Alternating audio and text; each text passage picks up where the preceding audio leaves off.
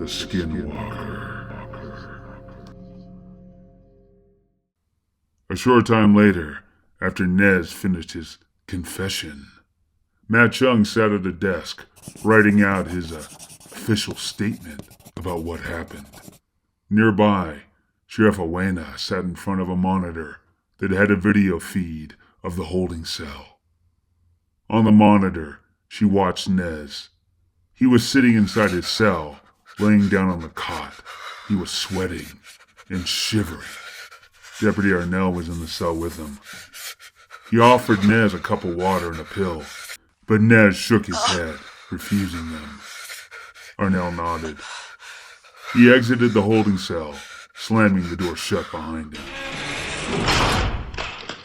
A moment later, he entered the room. He refused the methadone. He kept mumbling about having things to do and needing to keep his head clear. He's gonna have a rough night detoxing. Awena nodded as she looked at Nez, shivering on the cot. What do you make of him saying he's a skinwalker? He's Delulu. Either that or him and Charma are behind it. No, he wasn't faking his pain at killing his mother. He doesn't come off as a cold-blooded killer. But you were his friend. You know him a lot better than me. Is Nez capable of killing all those girls? Arnel thought about it. Finally, he shook his head. No. Actually, he didn't say who. He said what. And later he referred to the killer as it. What are you getting at? Oh, nothing. I'm just being precise about what he said. You know, journalist here. Awena considered Matt's words, thinking deeply. Matt got up and handed Awena his statement. Anyhow, here is my official witness statement. Thanks. You look a little shaken up. You okay to drive back to the motel? Yeah, I'm fine. I need to let the adrenaline dissipate and get some rest. All right. Well, get some rest. Will do. I'll be in touch. Sounds good. Matt left. Awena sat for a moment, studying Nez on the monitor. Then she got up from her desk. Where are you going, Sheriff? Just something I need to do. I'll be back. Arnel nodded. Awena left. A short time later, Awena was back at her home, a small, tidy house that lay in the middle of town. The interior of Awena's house was decorated with Navajo art. Awena was in her bedroom, in her closet, searching for something. Finally, she found a small wooden box on a shelf and took it down. She opened it. Inside was her late father's Naha necklace. Awena stared at it for a moment, as tears welled up in her eyes. Just then, she heard a female voice behind her. Awena, is that you? Tayen was standing at her bedroom door. Yes, Mom. Awena closed the wooden box, but she kept the Naha necklace in her hand as she exited the closet. I thought you were working tonight. I am. I just forgot something. Awena walked over to Tayen and kissed her on the forehead. Go back to bed, Mom. I'll see you in the morning. Tayen rubbed her cheek. Be safe. Awena gave Tayen a reassuring smile and left. It was late. The town was quiet and dark. Awena drove slowly through the back streets, keeping her eyes peeled for anything out of place. Around her neck was her father's Naha necklace. As Awena cruised past a vacant lot behind a gas station, suddenly she saw something. A large Naha symbol was painted on a wall behind the station. The paint from the graffiti was running down the wall. It was fresh. Awena noticed a figure wearing a hoodie, darting away from the parking lot. Awena hit her siren and drove towards them, but the hooded figure managed to slip through a fence. Awena spun the car around and raced out of the parking lot. She took a sharp turn down a side street and spotted the hooded figure again, trying to escape down an alley. Awena stomped on the gas and raced towards them. Awena stopped her car and jumped out. She pulled her gun and shouted. Freeze! Don't move! The hooded figure stopped. Put your hands in the air. Turn around. Slowly. The figure raised their hands. They turned slowly around, but Awena still couldn't see their face. Pull your hoodie back. Let me see your face. The figure pulled back their hoodie. It was Shaman Ajei, the old man who spoke at the meeting. Awena was floored. Ajei? What the hell? You're the one tagging? I'm sorry. It's to protect us. You gonna arrest me? No, I'm gonna take you home so you can get some sleep and sober up. Moments later, Awena drove Shaman Ajei home. He sat in the passenger seat, staring off, but he looked very agitated. He took a swig from his flask. And you should call your sponsor. Get back into your program. I know I should, but I just can't right now. It's the visions, Awena. They won't leave me alone. I see the missing girls in my dreams. They call out to me, begging me to end this nightmare. Ajei took another drink. I've been wanting to speak to you, Awena. Many times I almost came to your office, but then I turned back because I was afraid you'd never believe me. You don't have to convince me that skinwalkers are real. You're wrong. It's not a skinwalker doing these terrible things. It's something worse. I saw it with my own eyes. I know it's been taking our children. Charma showed it to me. Awena stopped the car and turned to Ajei. You spoke with Sharma? When? A few months ago, she came to my place asking for help. What did she say? Better I show you. No, tell me now. Words alone are not sufficient. You must see it to understand.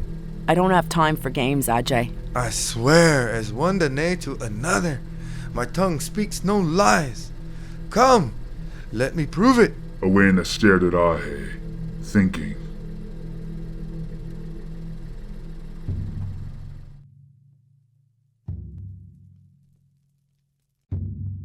Meanwhile, back in the sheriff's office, Deputy Arnel watched Nez on a video monitor as he passed the time playing games on his phone. In the cell room, Nez lay on the cot, tossing and turning, covered with sweat. Suddenly, Nez sat up. His leg and arm muscles were cramping and going into spasms. He let out a cry and clutched himself.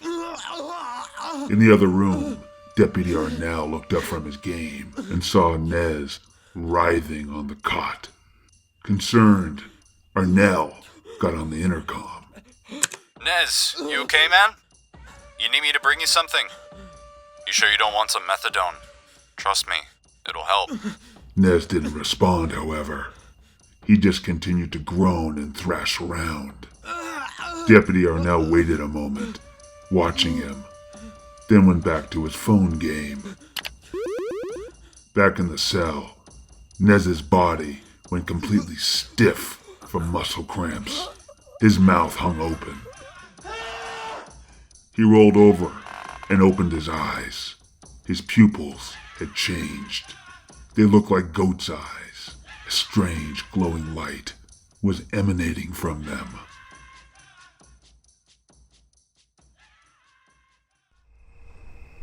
At that moment, not far away, Awena drove along a back road just outside of town. She pulled up to Ajei's home, a double-wide trailer. Awena parked, and they got out. They walked up to Shaman Ajei's front door. It was covered with painted symbols of protection. Ajei unlocked it. They went inside. The inside of the home was cluttered with empty alcohol bottles, garbage, and books on mythology, religion, and ancient culture. Sorry for the mess. Just give me a moment to find the book. Ajei started searching through a stack of books piled up on his couch. Why did Sharma come to you? You two weren't exactly friends. No, we were not.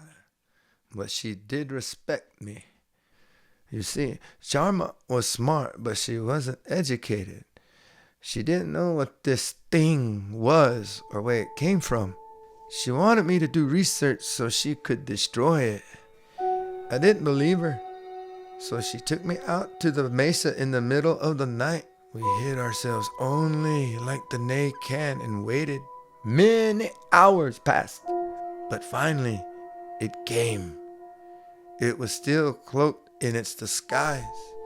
I guess it couldn't find any human victims that night, but it still wanted a taste of the hunt. We watched it stalk and kill a deer. Right when it struck the buck down, the thing dropped its pretense for a moment. I saw its true face. Ajei finally found what he was looking for. Here it is. He held up a book. Awena saw the cover of the book. It was a volume on Hindu mythology. Ajei opened the book and flipped through it to a page with a bookmark in it. This is what I saw that night. He handed the open book to Awena. She took a look. The open page was an illustration from an ancient Hindu Veda. It showed a Hindu demon. It looked like a cross between a man and a tiger, with a human body and a terrifying animal face. The thing had huge teeth and claws. The Hindi call it a Rakshasa. They're malevolent spirits from the underworld. They delight in our misery and suffering, and they have a particular fondness for the taste of human flesh. Awena stared at the menacing illustration. She shook her head. I don't believe you. No, but you believe the Yena Dolishe are real. Why is this so different? Awena didn't answer. She didn't have a comeback for that. You need to be extremely careful. The Rakshasa are grand deceivers, and they can read our thoughts. They'll disguise themselves as a person you trust to get close. This one is hiding right in plain sight. No one suspects. You've been to its home many times and didn't even realize it. Where? The truck stop. The family that owns it is from India. I think the deceiver infiltrated the home long ago. It came with them when they immigrated. It's quite a story, but maybe there's another one. Maybe you're just saying all this because you're upset about the murders and you want to blame some immigrants for it. I don't hate immigrants. They're victims of racism and ignorance, just like us. Look in my eyes, Danae. I speak truth. Awena looked into the shaman's eyes. He looked sincere. Ajei picked up a bag that was sitting on a nearby table. He handed it to Awena. Take this. A Rakshasa can only be struck down by a holy weapon blessed by a Hindu priest. Awena reached into the bag and took out an object inside. It was a Navajo ceremonial knife. It was covered with ancient symbols. It's Danae, very old, sacred, but I blessed it using Hindi words. It should work. Awena looked overwhelmed. She wasn't sure what to do. Just then, her phone rang. She checked the caller ID. It was Deputy Arnel. Arnel, what's going on? Arnel sounded emotional, like he was freaking out. It's Nez. He's gone. All the blood drained from Awena's face. What? I don't know what I saw exactly, but I'm injured. You better get over here. I'm on my way. Awena hung up and turned to Ajei. I have to go. I'll deal with you later. Wait, you'll need this. Shaman Ajei handed her the ceremonial knife. Awena hesitated, then took it. She rushed out the door. Remember, trust no one. A short time later, Awena rushed into the sheriff's office. The front door was ajar. There was broken glass on the floor. Awena looked around, but she didn't see Arnel. Arnel? A voice called out. Back here! Awena rushed to the back room. Arnel was sitting at his desk, trying to administer first aid to himself. His shirt was torn and bloody. His shoulder was bleeding. The door to the cell area was open. Awena could see the holding cell was still closed, but no one was inside. Are you okay? My shoulder's tore up pretty bad. Let me see. Arnel moved his hand out of the way. His shoulder had a wound that looked like a claw mark. Keep the pressure on it. I'll call 911. I already did. They're on their way. I put an APB out too. What happened? Arnel stared off and didn't answer. Arnel. You were right. He's a yen adloshi. Awena's eyes went wide. Tell me everything. Nez started getting really agitated. And then he went into convulsions. I thought it was the detox, but when I went to help him, I saw it happen. He transformed into a snake. He slithered out right through the fucking bars. Then he changed again. He was part human, part animal. I went for my gun, but he was on me too fast. He got me down on the floor. He could have killed me, but he stopped and ran off. Jesus. Just then, Awena glanced at the video camera. What about the video? I don't know. It might have recorded it. Awena rushed over to the computer and quickly rewound the recording. On the monitor, the video showed Nez tossing and turning in his cell. Suddenly, he went into wild convulsions. He screamed and yelled. His eyes looked like they were aglow. He started tearing at his clothes. Then the tape glitched out, and the screen went blank. You see anything? No, it glitches out just before it happens. Fuck! Awena came back over to Arnel. I should have believed you. Listen to me. You're in shock, but your wounds are superficial. Try to stay calm and keep pressure on your shoulder until the EMTs arrive. Don't try to explain what happened to them or anyone else, right? I have to go. Where? I know where Nez is going. The killer is there too. Don't go alone. I don't have a choice. Awena squeezed his arm and rushed out the door. A few moments later, Awena was in her car, driving fast, racing out of town, headed for the Chuck and Buck's truck stop.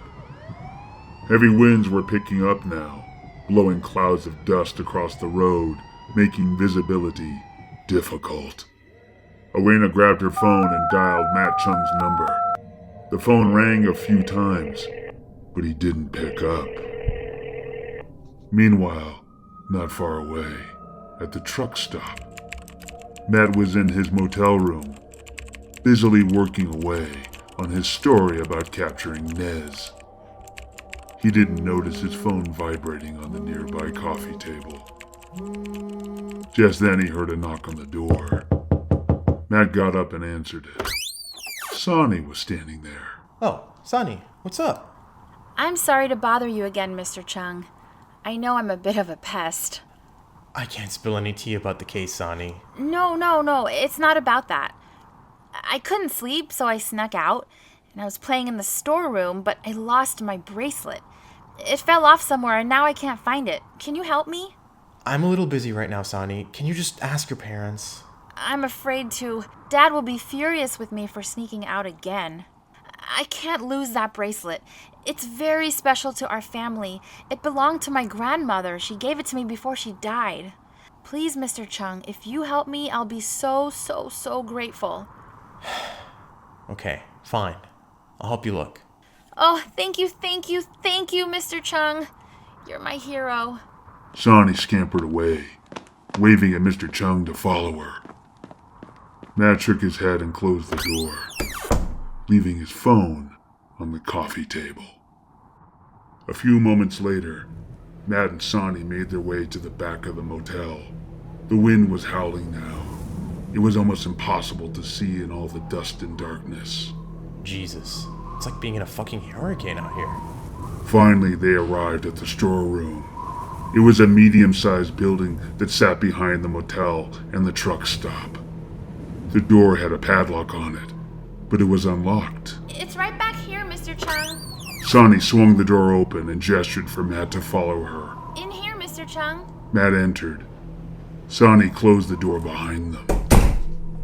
Once inside, Matt looked around the dimly lit storage room. Items for the motel, diner, and truck stop were stacked on rows of shelves. God, I can barely see in here. My dad needs to invest in some better lights. Alright, so where did you last see your bracelet? I was playing over there, behind that row of shelves. Matt nodded. He headed towards the far side of the room. As he walked away from Saani, a sinister smile spread across her face. She took a step towards Matt, but just then, she heard a faint, wailing sound. It was a police siren. Suddenly, Saani looked very concerned. She turned from Matt and opened the door and peered out. Through the whipping dust storm, Saani could see Sheriff Awena's car pulling into the truck stop. Saani quietly stepped out of the storage room. She closed the door and locked it with the padlock. Inside the storage room, Matt heard the door close. He called out in confusion. Saani? At that moment, across the truck stop, Captain Padilla sat in the diner, eating a spicy chicken sandwich while checking on his fantasy football team on his phone. Fucking Dak Prescott. He's killing me. Just then, he saw Sheriff Awena's car race into the parking lot. He put down his chicken sandwich and got up. Outside, across the parking lot, Awena got out of her vehicle. She stopped for a moment and looked at the ceremonial Navajo knife laying on the passenger seat. She picked it up and tucked it into her belt. She closed the car door and scanned the area. But with all the wind and dust, it was almost impossible to see anything. Just then, she heard a voice call out to her. Awena, what's going on? She turned and saw Captain Padilla hustling out of the diner. She called out to him. Nez escaped! He's here! Holy shit. Captain Padilla took out his gun. There's something else! Awena wanted to say something about what the shaman had told her, but she realized that Padilla would never understand. So instead, she just shouted out. Stay away from the family! Captain Padilla cupped his ear with his hand, but he couldn't hear anything above the howling wind. What? Stay away from the family! Padilla couldn't understand her, but he gave her a thumbs up anyway. He turned away from Awena and began searching the gas station area. Awena turned the other way and headed for the motel. Meanwhile, back at the storage room, Matt pounded on the door. Saani! Anyone! Please help! There was no response. Matt looked around. He spotted a small window high up on a wall. He climbed up a shelving rack, trying to reach it. But the shelving rack wobbled unsteadily as he climbed. Matt reached the top, but when he tried to open the little window, he noticed that it was bolted shut. Son of a bitch. Matt jumped off the shelving rack, but it wobbled and fell over. Matt fell to the ground, but he was okay. Shit. Matt looked at the shelving rack. It was leaning at a 45-degree angle into the wall now, but he noticed something else. On the floor, it had dislodged a tile. Beneath the tile, Matt could see the edge of a large hole cut into the ground. Curious, Matt moved the tile out of the way and peered into the hole. He could see a set of crude stairs carved into the earth that led downward to a tunnel. There was flickering light coming from it. Matt called down. Hello?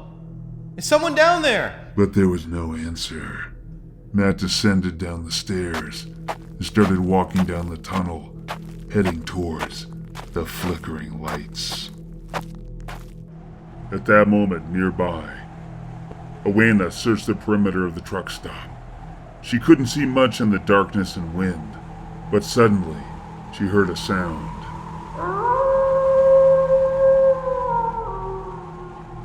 It was coming from somewhere off in the darkness. Awena pointed her gun and peered into the whipping clouds of dust. For a second, she saw a pair of glowing red eyes. She screamed out. Nez, freeze! But the eyes darted away into the darkness and disappeared. At that moment, underground below the sheriff's feet. Matt followed the flickering light until he entered a small rocky chamber. It looked like it was part of a cave that lied underneath the truck stop. The chamber was lit by decorative lanterns. The walls were covered by tapestries of East Indian design. Some parts featured strange, menacing-looking faces carved directly into the rock. The chamber had a strong, terrible stench, but the wretched odor was covered up somewhat by pyres of burning incense. Matt covered his nose. He noticed a large, ancient, throne-like wooden chair covered in gold leaf in the middle of the room. At the base of the ancient throne were rows and rows of human skulls. Matt gasped and stumbled backwards, but he tripped on a rock and fell down. A skeleton that hung on the wall near the throne shook loose and fell on top of him. Matt looked up in horror at the corpse. It was decomposed and dried out, but enough dried flesh remained so that Matt could see the face staring back at him was Saani's. At that moment, directly above Matt, Captain Padilla was patrolling the truck stop. He could barely see in all the swirling dust and darkness, but suddenly he spotted a shadowy figure moving in the darkness. He called out, Awena! Awena! Awena! but the dark figure disappeared. Suddenly, Padilla heard a little voice behind him. Mr. Policeman, what's wrong? Padilla turned around, aiming his gun. He saw Saani standing a short distance away. He relaxed and took his gun off of her. Little girl, you shouldn't be out here. There's a dangerous suspect on the loose. Saani looked frightened. Oh no, protect me! Saani ran towards Captain Padilla. Yeah, come with me. We'll get you inside. Padilla reached out to take her hand, but when he grabbed it, her little hand changed into a claw. The Rakshasa's illusion stopped. Saani's entire body transformed in an instant into something that looked like a cross between a man and a demonic tiger. Padilla's eyes went wide with terror, but he was too stunned to react. The Rakshasa grabbed Padilla. It lifted him completely off his feet and bit down on his throat. Padilla didn't even have time to scream. Blood cascaded into the dirt below his dangling feet.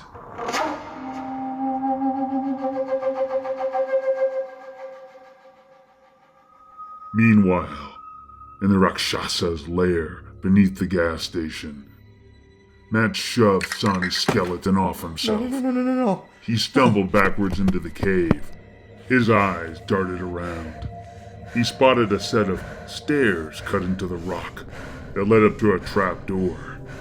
Matt raced up the stairs and desperately pushed against the trap door. Finally, it swung open. Matt emerged from the secret tunnel and found himself several yards behind the truck stop. Through the whipping wind and dust, he could see the lights of the gas station. He shouted out, Help! Help! Someone help! but the wind drowned out his cries.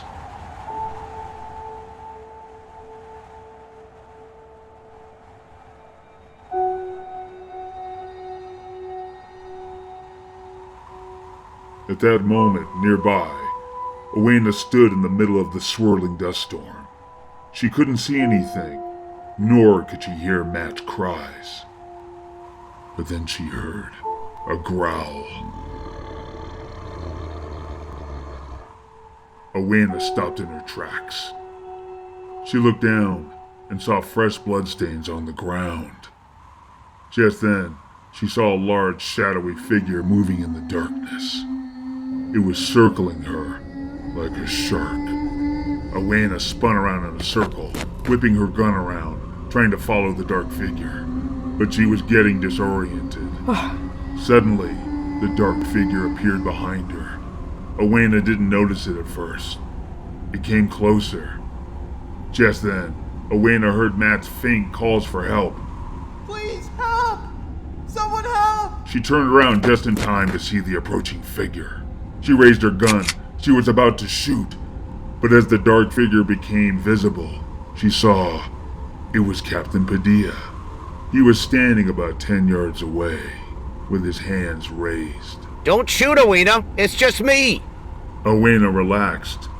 Captain Padilla started walking towards her. Have you seen Nez? No, but we better stick together. It's no good being separated in conditions like this. Captain Padilla kept walking towards Awena. He was almost upon her now. Then suddenly, a look of suspicion crossed Awena's face. She took a step back and raised her gun again and pointed it at Padilla. Stop. What? Why? Just stay there. What's wrong with you? Stop pointing your gun at me. Padilla took another step towards her. Awena reached into her belt and pulled out the ceremonial knife. She held it in front of her along with her gun. Don't come any closer. Not one fucking step. Padilla eyed the knife, and he stopped. What the fuck? You're acting crazy. Stand down. Awena ignored his pleas. She kept the knife and the gun pointed at Captain Padilla. Just then, a gust of wind blew over them. Padilla was obscured for a moment by the dust. He called out to her again, but as he spoke, his voice suddenly changed. What's wrong with you? It's Just me. Suddenly, the dust cleared. Awena looked at the figure in front of her. But it wasn't Captain Padilla. It was her late father, Sheriff Odina. All the blood drained from Awena's face. She stood there stunned. Her father beckoned her to come close, waving with his hand. Awena, come to me, baby. Awena kept pointing her gun. Her hand was trembling. You're not my father. Odina took a step towards her. Put the gun down, baby. You can't shoot me. I love you. He took another step and reached out for her gun, but Awena fired. The shot hit her father in the middle of his chest. He staggered backwards. For a moment, he looked like he was mortally wounded. But then her father looked up at her. His eyes were glowing red, and they were slitted like a cat's eyes. A twisted smile crept across his face. He ripped his shirt open to show Awena the bullet hole in his chest. She watched as it healed up and disappeared right before her eyes. Her father let out a wicked, mocking laugh. Suddenly, Awena's father leaped at her. Awena swung the ceremonial knife, slashing her father's outstretched arm. The Rakshasa let out an unearthly howl. It swung its other clawed hand around and knocked the ceremonial knife out of Awena's hand. In an instant, Rakshasa transformed into its true appearance, looking like a cross between a demon, a tiger, and a man. He grabbed Awena by the throat and threw her to the ground. Awena looked up in terror at the Rakshasa's terrible, merciless eyes. It flashed a wicked, hungry grin at her, baring its terrible teeth. I will savor every juicy bite of your pathetic, trembling flesh.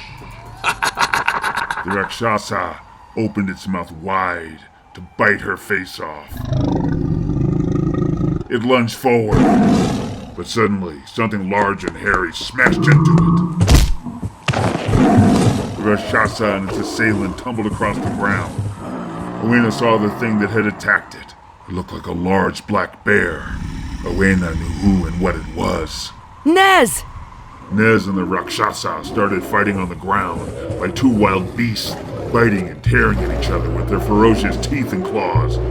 Nez seemed to be winning the fight, but the Rakshasa, it let out a roar and bit down on Nez's shoulder. Blood splattered across the ground. Nez let out a horrible scream. Before Nez could recover, The Rakshasa plunged his clawed hand into his stomach.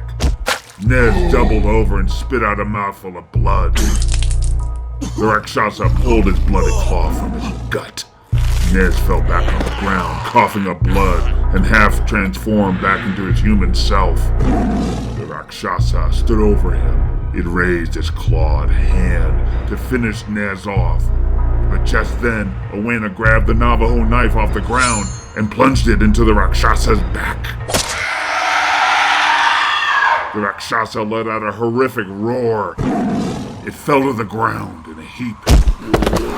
It writhed desperately in the dirt, trying to pull the knife out, but it couldn't reach it. It was paralyzed now. It couldn't move its legs. Suddenly, Chung came running out of the darkness. Awena! Alerted by the commotion, Jagan came running out of the diner. The Rakshasa quickly transformed into Saani. She looked up at her father as he came over, crying pitifully. Puppy, help me. They're trying to kill me. Stop them. But her father didn't help her. Instead, Jagan stopped in his tracks and stood there, looking confused and horrified. Oh my God. The Rakshasa's transformation wasn't complete. It couldn't perform the illusion below the spot where the Navajo knife was sticking out of its spine. Its lower body was that of a tiger. Only its head and upper torso resembled Saani. Holy fuck. Nearby, Nez staggered to his feet, holding his stomach as blood gushed out of his wound. Matt saw him, his jaw hung open. The Skinwalker. Awena reached down to grab the Navajo knife, but Nez put his hand on Awena's shoulder. This is my kill. For Mom. Awena didn't try to stop him. Nez reached down and pulled the Navajo knife out of the Rakshasa's back. He raised it over the monster's chest. The Rakshasa transformed back into its true form and hissed at him. We'll meet again. In hell. Can't wait. Nez plunged the knife into the Rakshasa's chest and twisted it. The Rakshasa let out a horrible cry. It went into convulsions, changing briefly into various people it had killed and impersonated. Awena! Puppy, help me. Then it stopped moving and went limp. Its body quickly turned into black dust. The wind blew the dust away into the night. Everyone stood for a moment, shell-shocked, speechless, unable to process what had just happened. Jagan started to sob and look around desperately. Saani, where's my daughter? Saani? Matt knew, but he couldn't look at him or explain. Awena and Nez looked at each other. An expression of mutual respect and pain passed wordlessly between them. Nez got down on one knee and spit out some more blood. You need medical attention. Nez shook his head. He rose slowly back to his feet. He gave Awena a last forlorn look, then turned and staggered off into the night. Awena bent down and picked up the ceremonial Navajo knife and held it to her chest.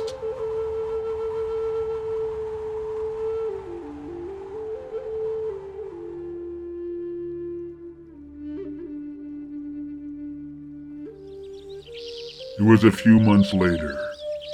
Members of the Navajo community and Jagan's family were gathered together for a ceremony in a small green space that had been created in the parking lot of the Chuck and Bucks. A stone tablet was being dedicated that had the names of all the victims, including Saani. Both a Hindu priest and Shaman Ajei performed blessings on the tablet. Awena and Matt were there as well, listening solemnly as Mayor Mato spoke. There are no words that can do justice to the pain and suffering that this terrible evil has inflicted upon us. However, let our bitter tears not fall in vain. May this tragedy help to bind our hearts together and make us stronger as a community. For whether we are Navajo or Hindi, this land belongs to all who dwell here. We are all brothers and sisters under the skin. We are one tribe, the human tribe.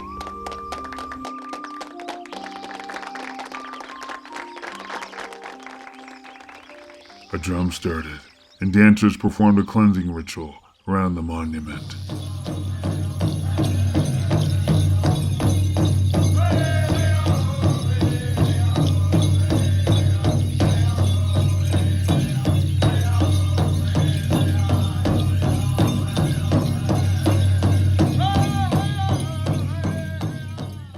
A short time later, the ceremony was over. As the crowd began to dissipate, Sheriff Awena walked away with Matt Chung. So, what did the Journal decide about your story? Are they gonna print it? Nah, my editor called me crazy. He told me to go with the official story, that the human killer was mortally wounded by you and died somewhere out there in the Mesa. At least you'll get a byline on the front page. Matt shook his head. Yeah, well, you know, it's just like freaking Kolchak the Night Stalker. His photo of the monster always gets ruined somehow. If only I had brought my stupid phone. Damn it! Well, it's just as well. We DNA like to keep our secrets. They arrived at their cars. Well, I guess this is it. Hey, listen. Don't be a stranger. If you ever need help with another unusual case, you know who to call. Awena smiled. Will do, Kolchak. Be good. Matt flashed a grin. They shook hands. Matt walked away. It was night. A full moon rose over the town. Awena drove along on her patrol. People were out in the streets. Life had returned to normal. Awena drove by a community center. Through the window, she could see Shaman Ajei. He was participating in a 12-step meeting. Awena smiled. She kept driving until she reached the edge of town. There she took a side road that led into the hills. After driving for a while, she finally reached a hilltop overlooking the pueblo. She stopped her car and got out. She went over to a quiet spot on the lakeshore and dug a small hole. She reached around her neck and took off her Naha necklace and laid it gently down in the hole. You will be in my heart always, Dad. She buried the necklace and wiped a tear away. She stood up and stood there for a moment, staring at the full moon reflected on the lake's surface, admiring its tranquil beauty. Just then, she heard a mournful cry.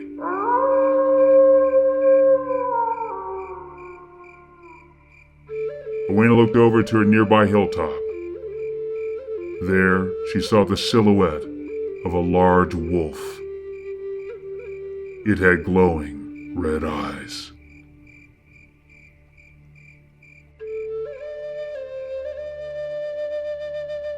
The end of The Skinwalker. Stay tuned for more great stories on